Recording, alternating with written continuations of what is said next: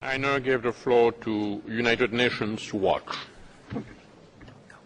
Thank you, Mr. President. I am the former commander of British forces in Afghanistan. I served with NATO and the United Nations, commanded troops in Northern Ireland, Bosnia and Macedonia, and participated in the Gulf War. I spent considerable time in Iraq since the 2003 invasion and worked on international terrorism for the UK Government's Joint Intelligence Committee.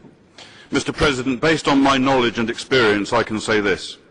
During Operation Cast Lead, the Israeli Defence Forces did more to safeguard the rights of civilians in a combat zone than any other army in the history of warfare. Israel did so while facing an enemy that deliberately positioned its military capability behind the human shield of the civilian population. Hamas, like Hezbollah, are expert at driving the media agenda. Both will always have people ready to give interviews condemning Israeli forces for war crimes. They are adept at staging and distorting incidents. The IDF faces a challenge that we British do not have to face to the same extent. It is the automatic Pavlovian presumption by many in the international media and international human rights groups that the IDF are in the wrong, that they are abusing human rights. The truth is that the IDF took extraordinary measures to give Gaza civilians notice of targeted areas, dropping over 2 million leaflets and making over 100,000 phone calls.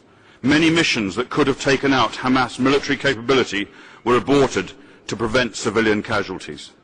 During the conflict, the IDF allowed huge amounts of humanitarian aid into Gaza. To deliver aid virtually into your enemy's hands is, to the military tactician, normally quite unthinkable, but the IDF took on those risks. Despite all of this, of course innocent civilian lives were lost. War is chaos and full of mistakes. There have been mistakes by the British, American and other forces in Afghanistan and in Iraq, many of which can be put down to human error. But mistakes are not war crimes. More than anything, the civilian casualties were a consequence of Hamas's way of fighting. Hamas deliberately tried to sacrifice its own civilians. Mr. President, Israel had no choice, apart from defending its people, to stop Hamas from attacking them with. And I say this again, the IDF did more to safeguard the rights of civilians in a combat zone than any other army in the history of warfare.